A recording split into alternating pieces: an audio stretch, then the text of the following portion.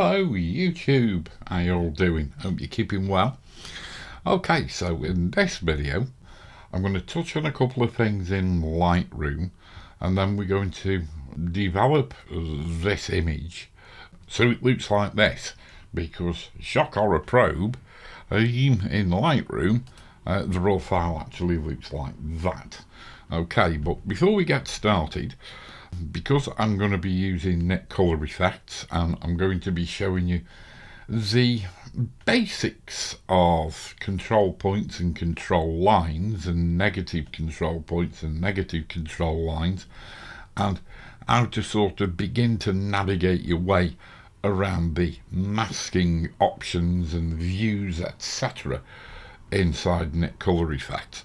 I just want to mention that if you click the link below, you will be able to get a 15% discount on any DxO product, including Nik Collection and Pure Raw 5, if you've not already got it. And also, from the 12th to the 16th, they're doing a Father's Day promo, so you'll see another code underneath it, which you can get 20% discount on between the 12th and the 16th of June, and it's a Father's Day promotion, but I don't think you have to be a father in order to use it. Yeah, alrighty, so with that out the way, let's crack on, shall we?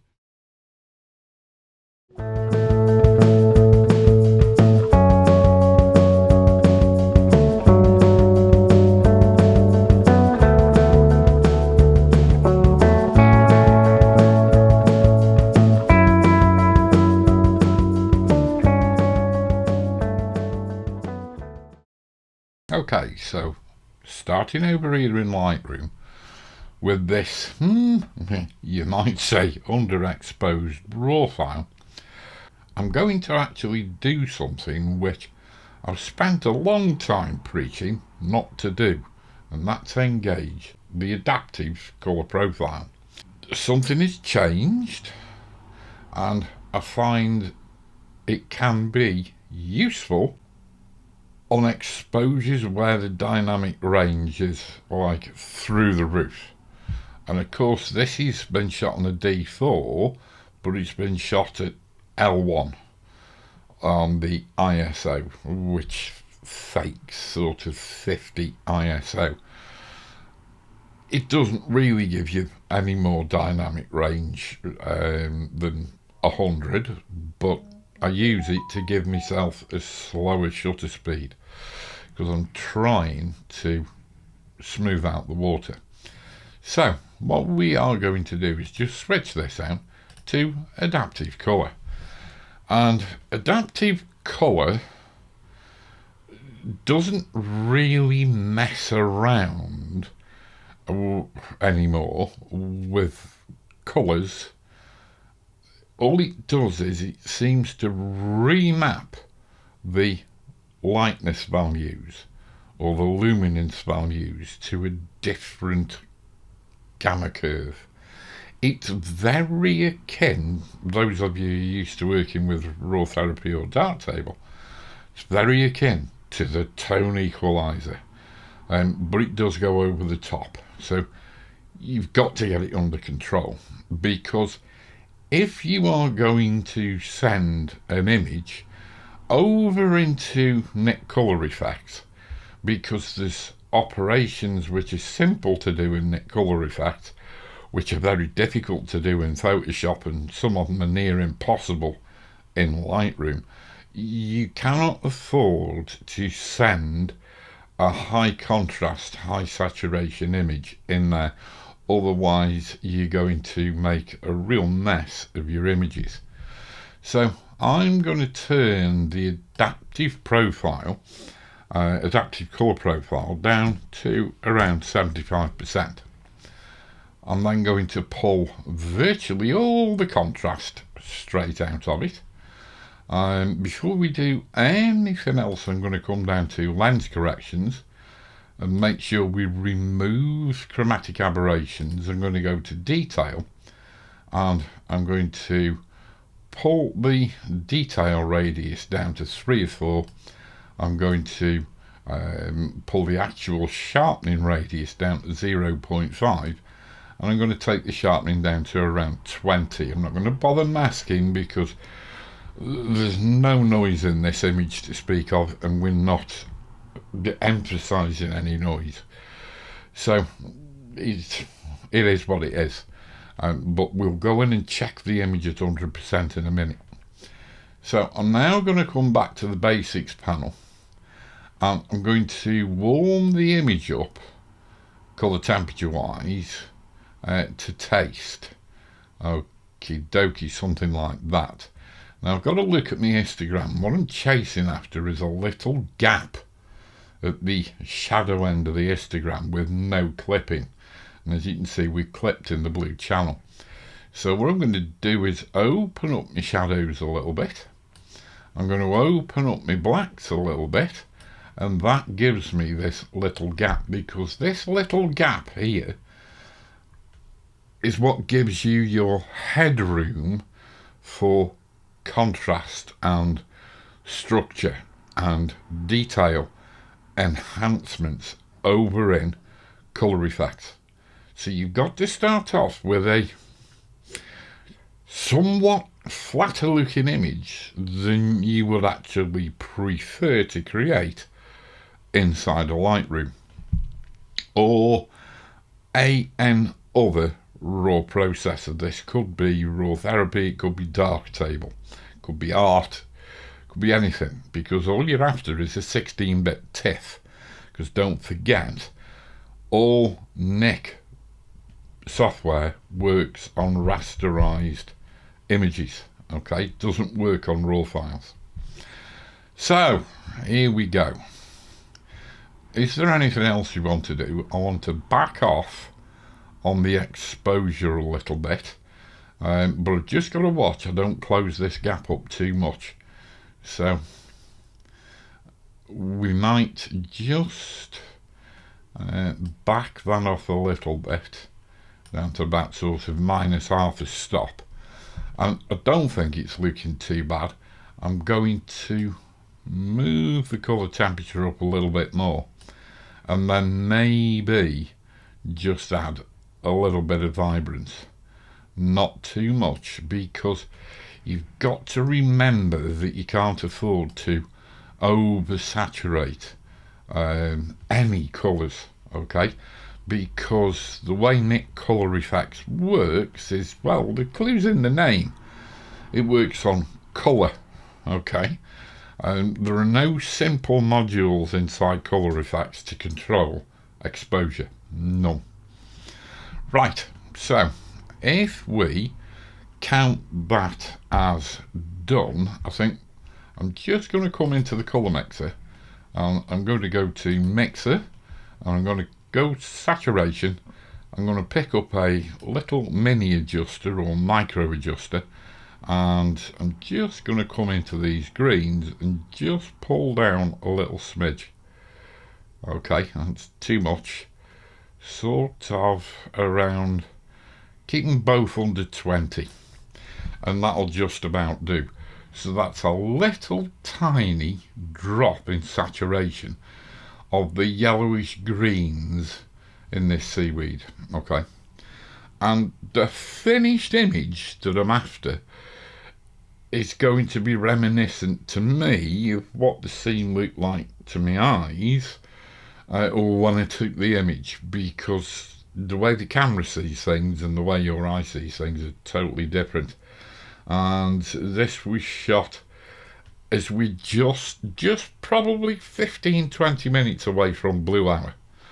Alright, so it's dark, or it's going dark, and there's a punch in greens, but we want to keep those saturated blues in the sky and try and bring out the afterglow of the sun as well. So we are just about ready, believe it or believe it not, to actually head off over into the intermediate piece of software that we need to use, and that is Photoshop.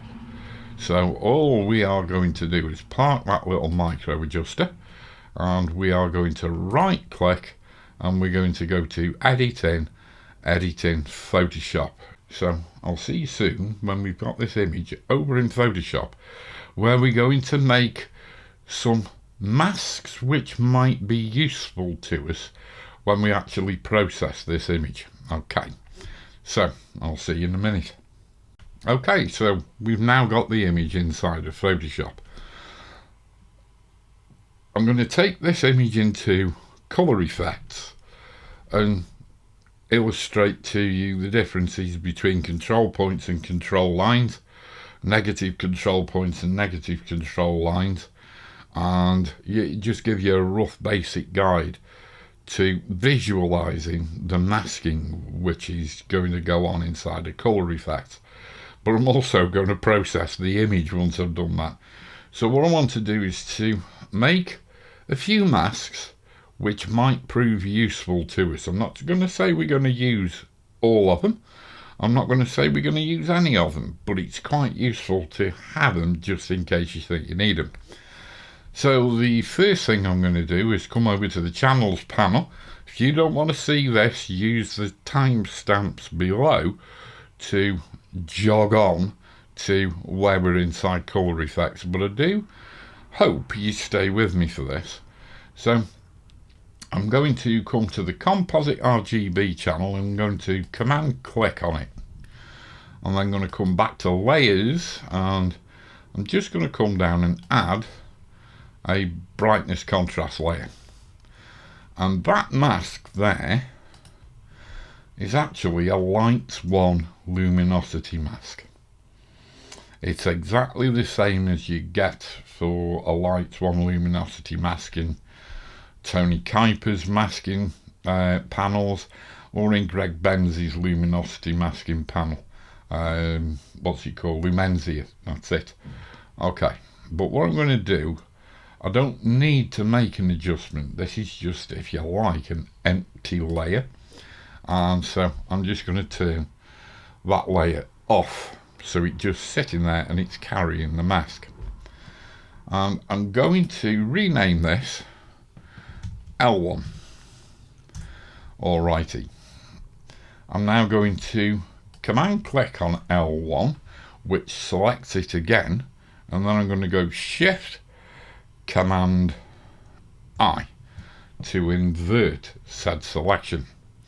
And then I'm going to add that to another brightness contrast layer, and we'll turn it off, but we'll go and view the mask, and guess what that is? That is a, if I rename it, that's a darks 1 mask. Okay, hit return. Now then, what I want to do is I want to make a midtones mask. So what I'm going to do is go to select all, and so we've got marching ants around the entire image, and then we're going to hover over the darks 1 layer or layer mask, and we're going to go subtract from selection. We're going to then hover over the L1 mask and go subtract mask from selection, and we'll get this warning, no pixels are more than 50% selected. So we'll click OK, and we will go and add that to a brightness contrast layer, and we will call that M1 for midtones 1, and we will turn off the eyeball on the layer. So let's come back to our background layer, and I am going to now come up to my actions, and I'm going to run my super duper sky mask action, which will do us a very good sky mask, which will blend, as you can see, all along its edge with the foreground. So it's not a hard selection. And how do we make a selection of that? Really simple. Just come over to channels, command click. Okay, click back on the composite RGB, and let's go and add another brightness contrast layer. We'll turn the eyeball off and we'll call this sky. Alright, and the other useful thing to make is a saturation mask, and I've just got an action. I mean, those of you who've got Tony Kuiper's TK9 multi-mask will be able to make all sorts of masks, and you'll be able to make a saturation and a vibrance mask really easy. But I'm going to just come up to my actions, and I am going to, wherever it is, sat masks, there we go, and I'm just going to run it and come back over to channels, command click, where are we, not alt click, command click, there we go, and come back to composite RGB, come back to layers, and stick that on an empty adjustment layer. We'll call this sat vibe or vid, okay, because this is a mask of the saturation in the image, and if I invert it, there is a mask for the vibrance of the image. Okie dokie. Right, so if I turn that off and then come back to our background layer, which is our lot layer, we are now ready to send this over to Nik Color Effects. So if I just go to my Nik control panel, you notice if you find this annoying, just uncheck display cover image. I'm going to send it over combination of all visible layers and send all masks. So we can either click there to send it to Nik Color Effects, or because I've got Nik Color Effects over here separately in my plugins toolbar, I'm just going to click on there and then go open, and here we go, it's coming in, it's importing the masks. So when it's ready to rock and roll, I'll come back to you. See you in a minute. Okay, I'm back again. Right, so control points and control lines. Control points and control lines are akin to radial gradients and linear gradients respectively. However, those of you familiar with, let's for instance say Lightroom, you're very familiar with a linear gradient, you're very familiar with a radial gradient, you're very familiar with the fact that you can invert them at the touch of a button, and you are not aware that they are somewhat dumb. Yeah, that might be hard for you to get your head around as a statement, but when you actually see what a control point and a control line are, you might then realise that the word dumb is quite applicable. Okay, so in order to illustrate and to get at these control points and control lines, I need to put an adjustment on this image, and I'm going to put an adjustment on this image which is vile. It's not a vile adjustment if you use it in a well-controlled manner, but oh boy, it is just not suitable for this particular image. And that would be, in this case, dark contrast. Yeah, now you can sort of see, look how the histogram's all bunched up. Yeah, this is what I'm on about, contrast, black points, and you've got to be careful, because things inside Color Effects can run away with you. Okay, right, so Doesn't it look wonderful? So let's go and first off start with something that I don't use very often, because I'm a big linear gradient fan, but these do come in handy. So we have got a control point, and so we'll activate control points, and we will go and where are we going to put this? Right, so we'll put that just there like that.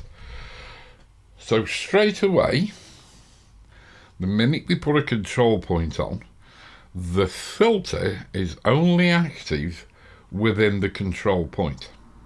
It'll be the same when we look at control lines. However, this is not just a radial gradient. Let me show you what I mean. Here we have that particular control point that we've just set.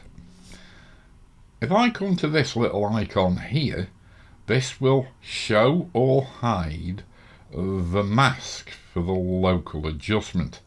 If I activate it, there is the mask for that single control point. You can see how it lightens a lot in the middle and feathers out very strongly. In the likes of Lightroom, that feather is called feather. Here it's called diffusion, and it is controllable by this slider here. Okay? You can also click that little button there. Whoops-a-daisy. Click it again. And when you hover anywhere near the control point, well, when you hover anywhere near the inside, the image area, you can see you get these sliders here. So these sliders here, opacity, luminance, chrominance, diffusion. Over here we have sliders for opacity, luminance, chrominance and diffusion. I actually prefer to use these sliders than these, because I find these just too small and too fiddly, because I've got eyesight like a bat. Yeah, not very good. So there we go. So if you want to stop those sliders from coming up, you just click on that button there and they're gone. Now then, why have we got this luminosity mask? And it's also a chrominance mask. What is it that's defining its parameters? Because not just the radial gradient bit, the rest of it, the reason we can see structure. All the masking components there that are either black or white or grey or whatever are all defined by a single reference point, and that reference point is the pixel that sits right in the middle of that little yellow circle or cycle. Yeah. So guess what that means?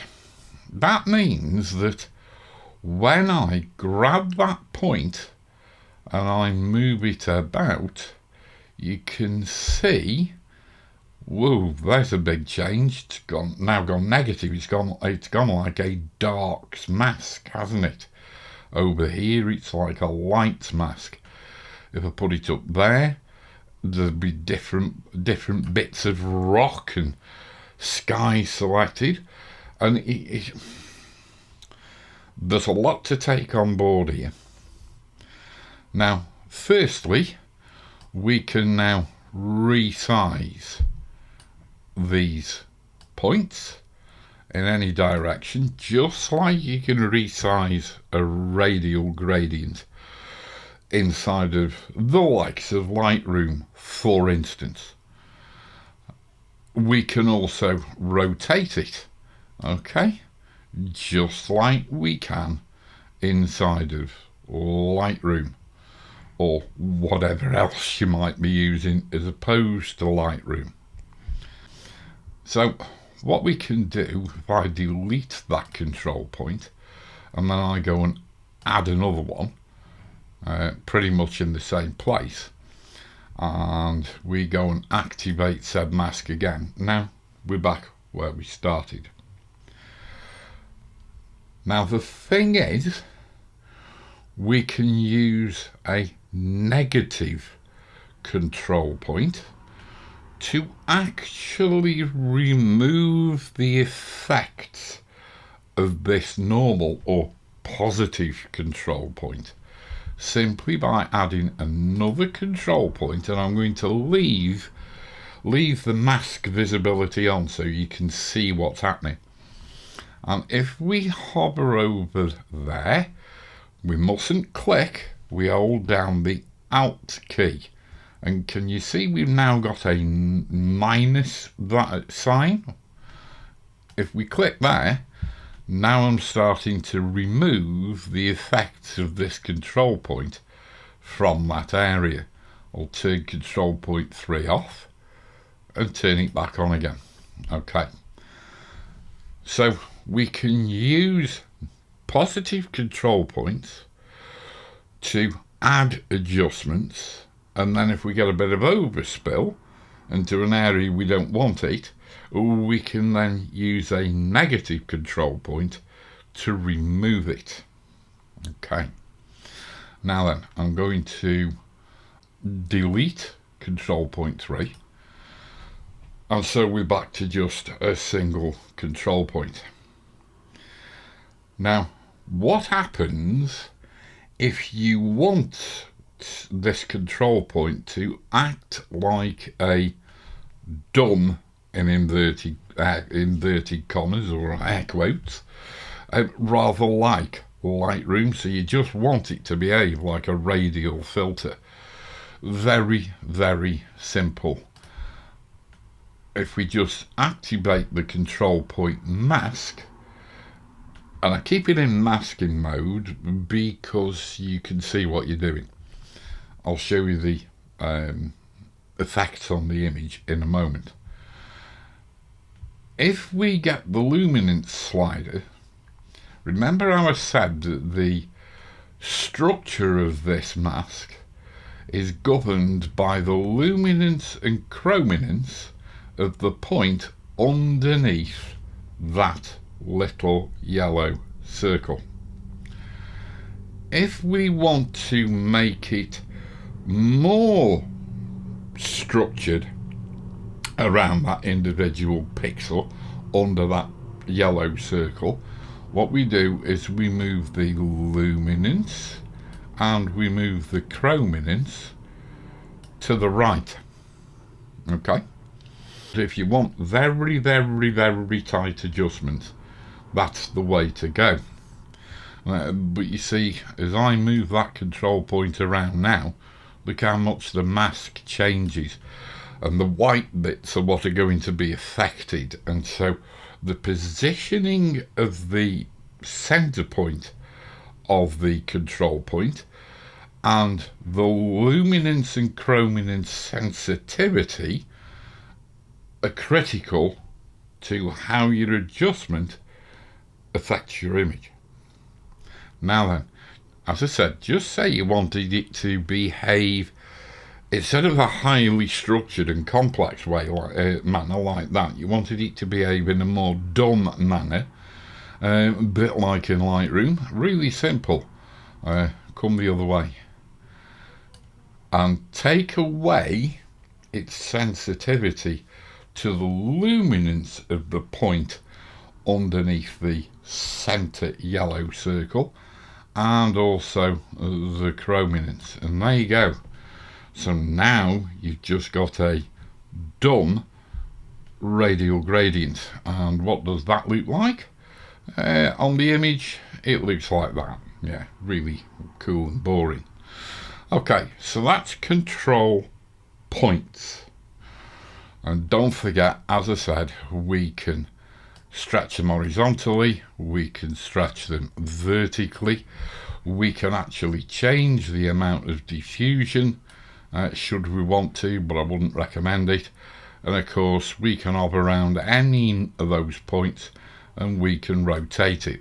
I'm sitting here rotating a circle, which won't show much of an effect, but if I go and rotate the point of a oval, you can see what's going on there. Alrighty, so I am now going to remove said control point, again by clicking on the actual control point, in this instance control point 2, and just hitting the rubbish bin.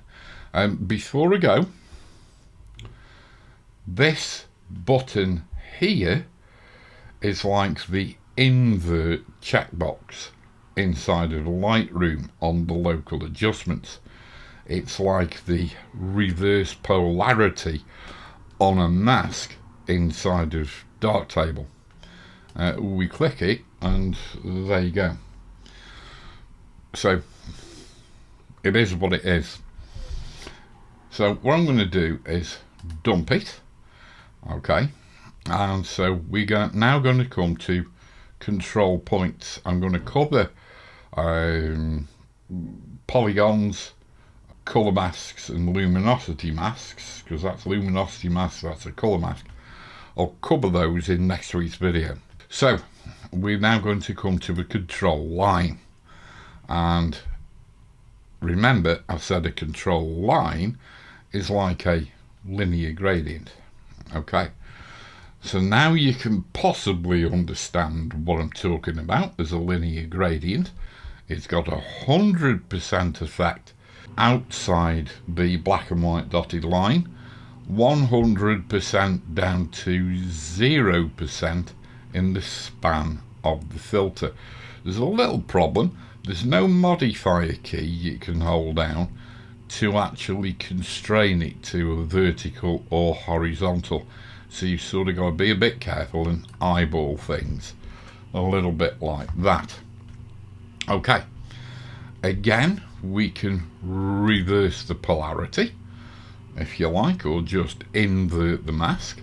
We can reveal the mask, and you see what I mean, there's a real big luminosity mask content to this gradient, so it's not putting the adjustment in equal amounts within the confines of the linear gradient, which is what happens when you put a linear gradient on inside a Lightroom, unless you intersect it with either a color range selection or whatever, and they just don't work very well in Lightroom. I hate color ranges and luminance ranges in Lightroom. They're too small, they're too fiddly, and 9 times out of 10 they don't work. This is blooming epic, and what you have to remember is this is what you call U-point technology, and it's been around for a long time, to be honest with you. Nik was always very, very good with its deployment of U-point technology. DxO took that on board when they took over Nik, and all I can say is it's just getting better and better and better, because the level of controllability you've got with it now is, well, it's just ridiculous. But like I said, this is just a linear gradient with the same luminosity mask and chrominance mask content as a control point. So everything is reliant, or everything in that mask is geared towards the value in luminance and chrominance terms of the pixel, which is sat right underneath the very center of that little yellowy orange circle. So if we move the circle, you can see that the mask will change, because the circle is now over a pixel with a different luminance and chrominance value. See what I mean? This is the stuff that makes Nik Collection Really, really powerful. But of course, if you want this linear gradient to behave like a done linear gradient, a normal, conventional, if you like, neutral density filter, or a neutral density gradient filter that you might put in front of your camera lens, you do exactly the same thing. Take away all its key information from luminance and take away all its key information or reference to chrominance, and there you go. Now you've got a plain, straightforward, done linear gradient.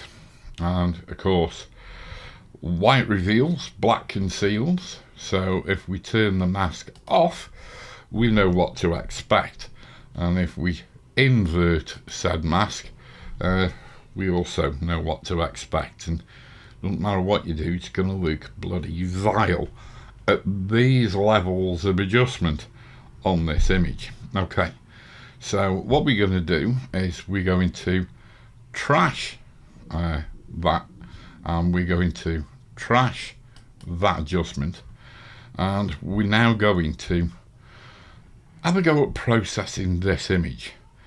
And so I shall see you in a thrice. Yes, I will.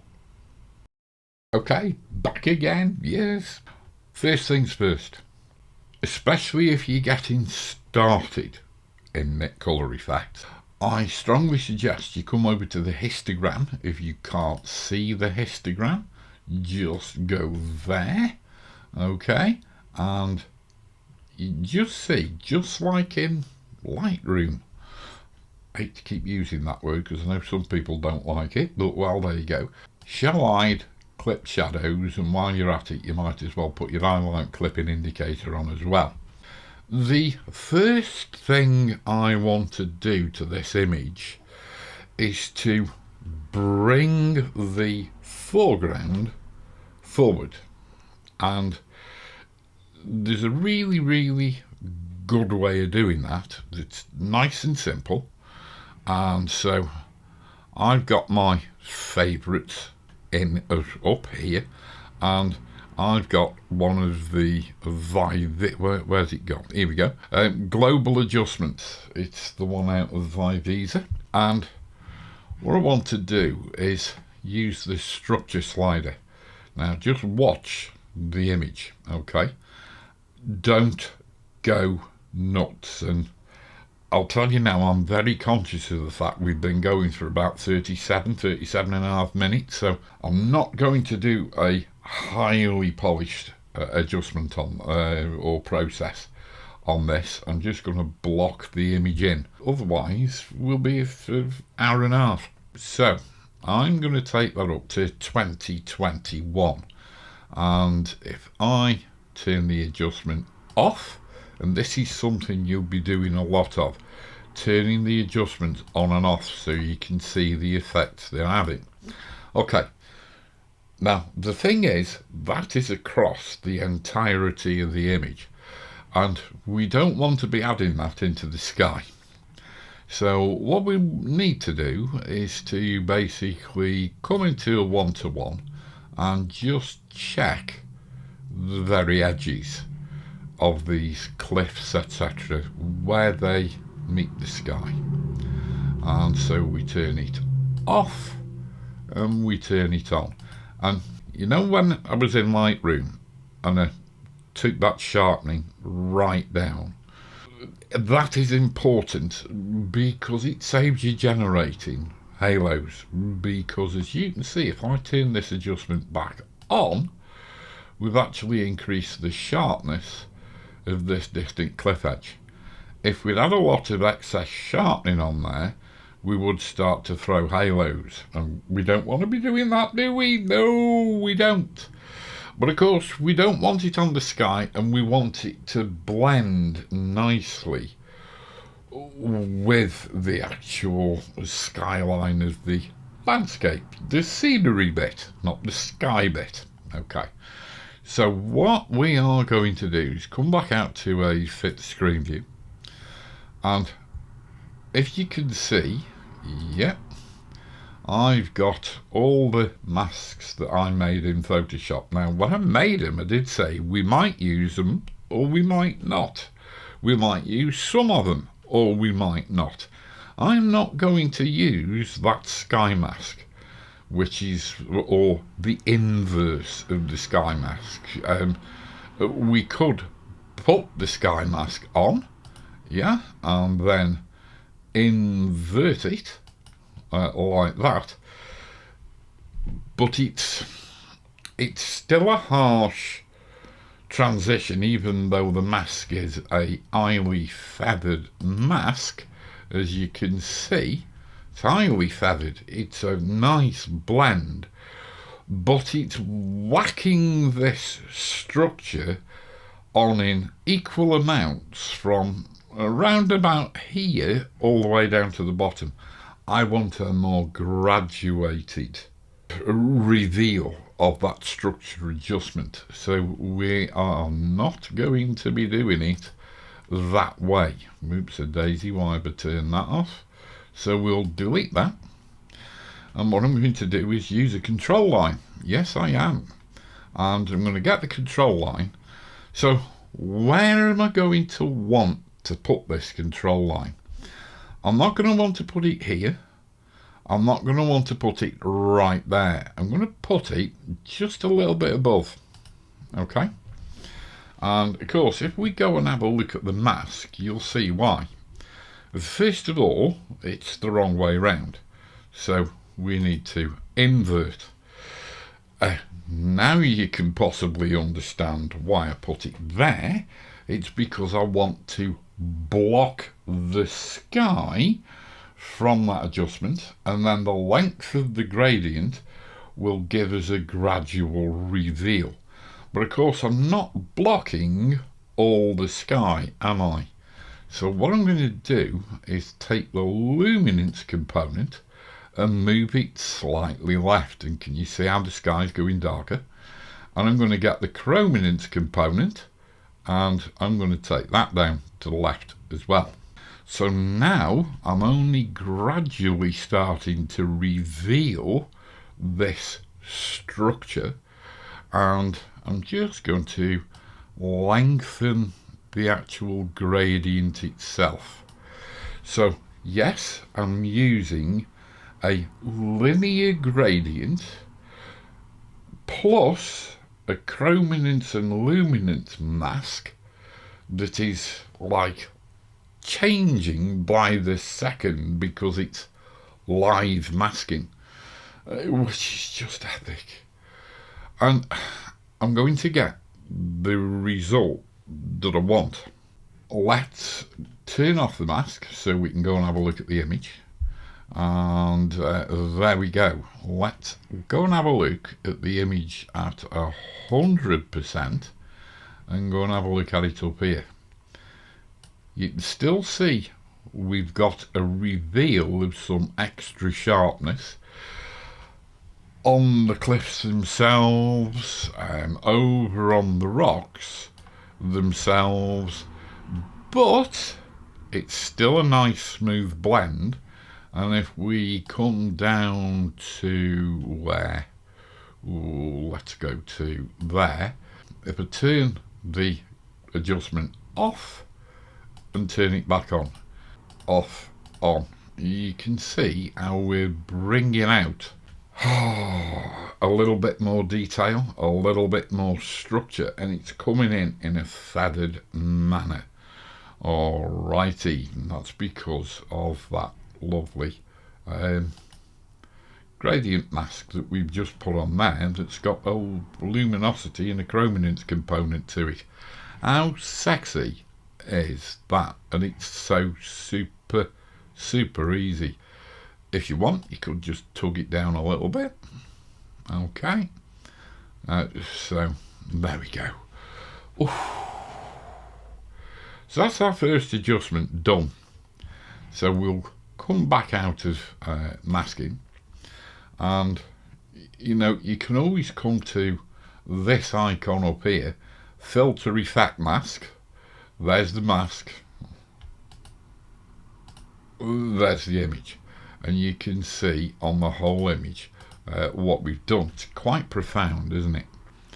Right, the next thing I want to do is I like to use these filters stacked. So I'm going to close that one down or minimize it so I don't stand a chance of making any other undesirable adjustments to it.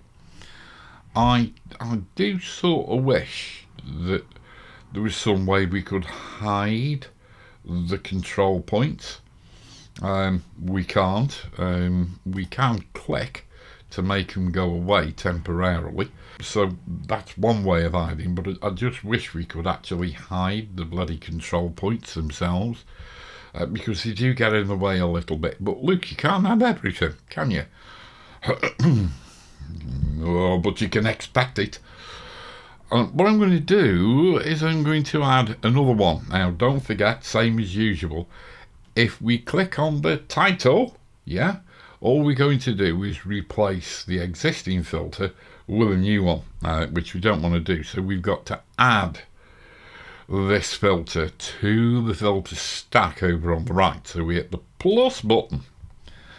And this time I'm going to take the saturation up, and I might take the brightness down.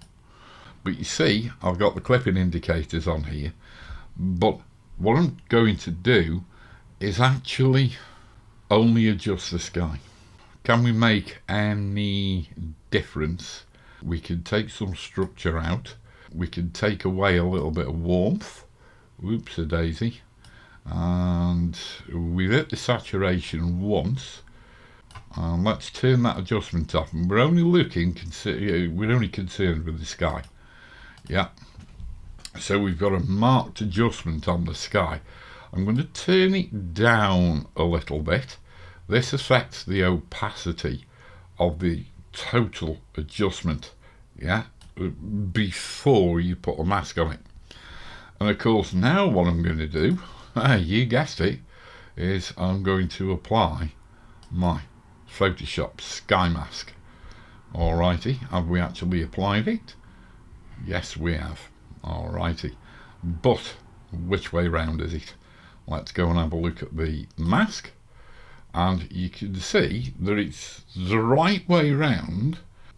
What we do is that, okay, and let's just turn off the mask, turn off the adjustment, and there we go. And I'm thinking that's looking a-okay. Can we do anything with contrast to increase the contrast a little bit? And let's just take that saturation down just a smidge. Okie dokie. And that will just about do for where I'm going there. And you'll notice we've got no clipping indicators going.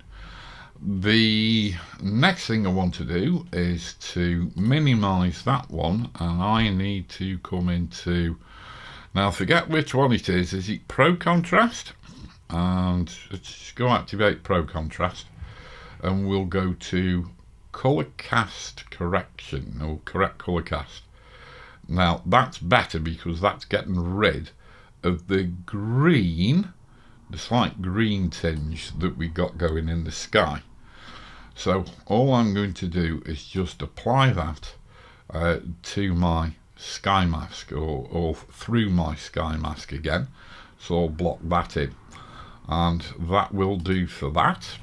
I'm then going to come to a HSL filter, and just basically working on RGB. Can we up the saturation of the sky? Yeah.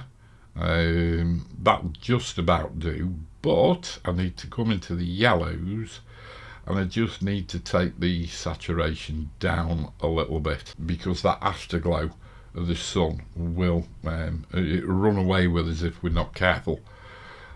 We can go to luminosity, and just increase the luminosity of those yellows, and we'll go to the oranges as well and just increase the luminosity, but I might actually increase the saturation.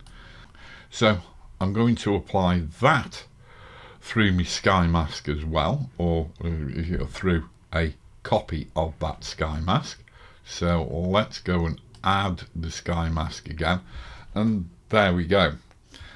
Now then, do I want to touch the overall luminosity? You see, when we're looking at the overall luminosity in HSL, we haven't got it because all we've got is HSV. Yeah, and HSV in normal colour space terms or working space terms is hue, saturation and value. And value is luminosity, luminance, brightness, lightness. HSV vibrancy. It's a little bit of an odd one. So can we increase the vibrance there? Yeah. And let's go and have a look at the masking on there. And yeah, it's alright. It's alright. You'll notice because we're working with a Photoshop mask, we can't change the luminosity or the chrominance on the mask because they're not there, because fundamentally Color Efex has not created that mask. That's an imported mask. So what else do we need to do? We actually need to see the image, not the mask. We could go for a graduated neutral density, and we can add that, and that sort of does something to the sky. It's sort of not the right colour that I'm picking up here, so I'm going to switch back to the Pro Contrast, and let's just see if we can, there we go, we can push that blue a little bit more with the correct colour cast slider of the previously added Pro Contrast. And can we do a little bit of dynamic contrast on there as well, and that just changes the nature of the sky in a slightly more satisfactory way. And we'll go there and we'll shut that down, and let's just check this graduated density filter. Yeah, I'm liking that, but I do not require it on any of the landscape really. So what I'm going to do, instead of using a Photoshop generated mask, I'm going to use a control line again and do the same old trick. I'm going to come into just above the waterline and turn on masking, see what I'm doing, and what do we want? We don't want it there, do we? We want it there, something like that. And I might actually like it to be brought onto the foreground just a little bit, but not so aggressively. So I need to stretch the grad down. So what in actual fact we're doing is we're adding this graduated neutral density with the upper tonality up here and fading it down, but it's also because of the luminosity and chrominance content of this control line adjustment, it's also going to add it to the front. So what I need to do is go to chrominance and just lighten it up in the sky a little bit, and let's just try luminance up as well. Okay, so it's really taking it off these rocks at the back, apart from that very warm semi-highlight we've got over there. And let's just try opacity, and let's control the effect with this mask opacity slider, what we'll do is we will go back to the image, and that's looking quite good. We will take down the upper tonality, but that's too much because it's not blending well with the rocks. So we might change the blend, and we might change the vertical shift. Okay, and can you see how the vertical shift is changing? And we might just add a little bit of shadow protection and a little bit of highlight protection.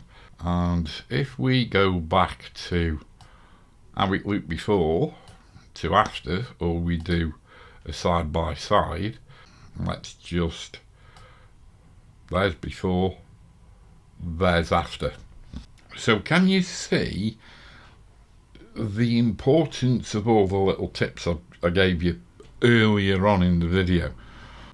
Keep your starting image medium to medium low contrast. Keep it medium to medium low saturation.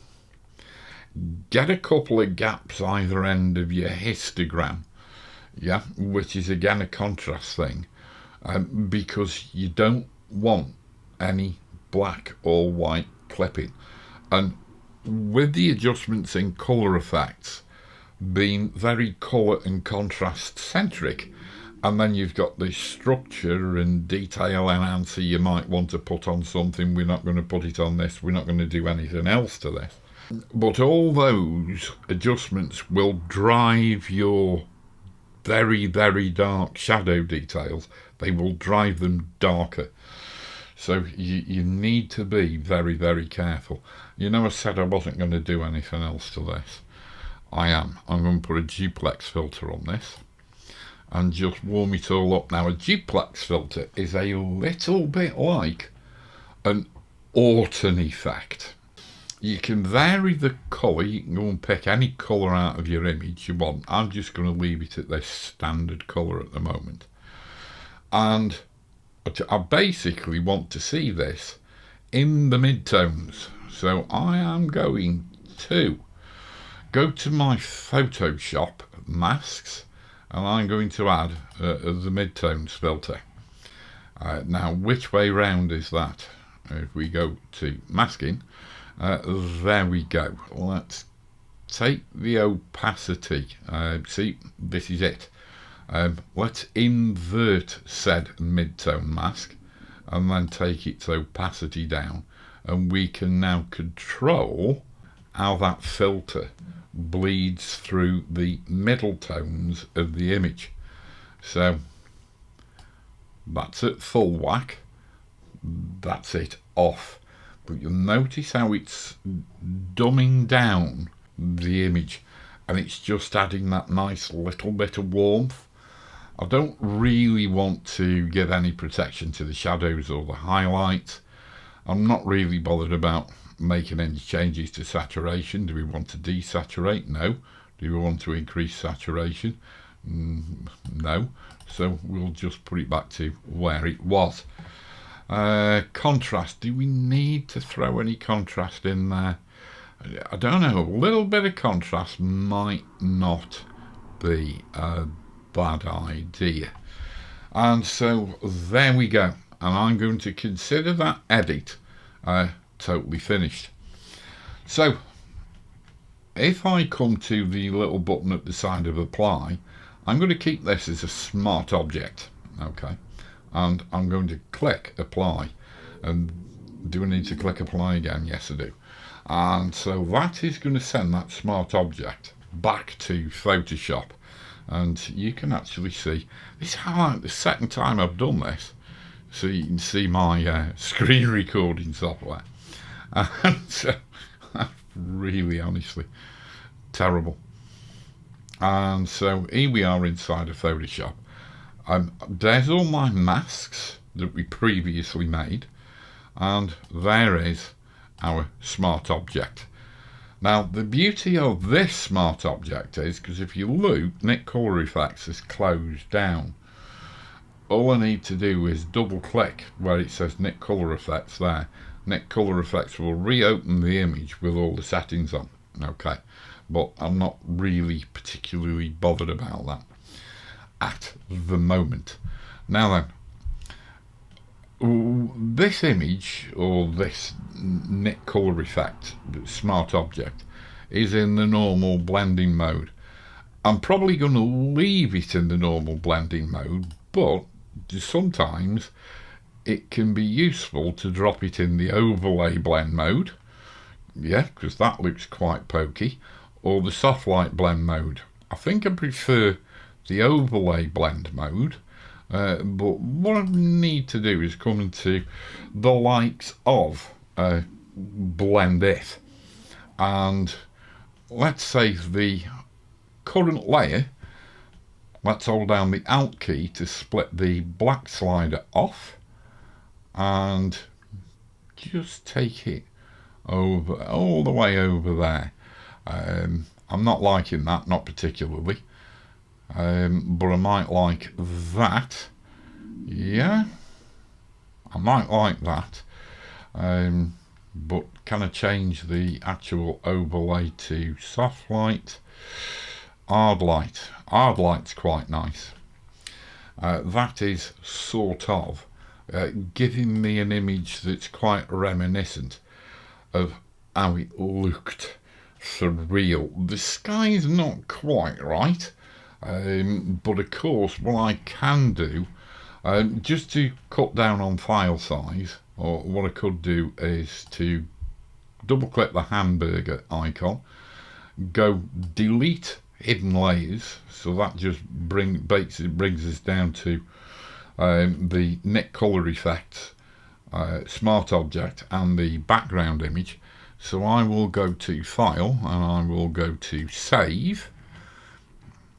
Okay, and then what I can do is I can actually bring this image back into Lightroom, and let's say I go to Masking and I go to a linear gradient, and I bring that linear gradient down like that, and just, well, actually, do I need to do that? I could actually intersect that with the sky, select sky, and that's just got rid of the selection off the landscape. And what I could do is just do an adjustment, which is easy to do in Lightroom and not easy to do over in Nik Color Effects. Yeah, and all we do is just add a little bit of blue to the sky, and then I can come back in with another adjustment layer, or another linear gradient I should say, and I'll just bring that up to there, and I can just come into tone, and I could just give it a little lift in exposure, rather like that, lengthen the gradient a little bit like that, and maybe give that a slight tug in warmth. Yeah, and that'll do. So we'll click close, and then I'll come into Effects, and we'll just go and add a gradient to it. Yeah, and then just to control everything, I can come in and just say, well, the saturation on that's a bit much. Yeah, and we can take the exposure down as well. Yeah, and then we could come into Color Mixer, and we could go to Luminance, and we'll go to Luminance of yellow. Yeah, and we'll just change, and I might just change the hue of yellow, and there we go, and that's just brought the afterglow a little bit more in line with post sunset. Look, it's an over the top adjustment, you might say. It's not all that over the top, but it is a little bit over the top, but I have to do that because of YouTube video compression, and I have to make adjustments that are really obvious to you viewers. So just take everything with a little bit of a pinch of salt. It doesn't have to be as over the top as I've just made it. those sorts of adjustments, most of them could be done inside the likes of Photoshop, but with a lot more difficulty because you haven't got the live masking, as I referred to it as, that you've got inside of colour effects. So, you know, you'd be forever changing your masks over in Photoshop. It'd be a blooming nightmare. And, you know, at the end of the day, there was nothing that I've done there that was hard. Anyway, guys and gals, that's me over and done with. This is gone on. This is a really super long video. We were at 37 minutes before I came back from the last break. Look, thanks for watching. And like I say, hope you found it useful. Hope you found it interesting. So until the next time, stay safe, stay well, keep taking the pictures, and I'll see you soon. Yeah, well, see ya!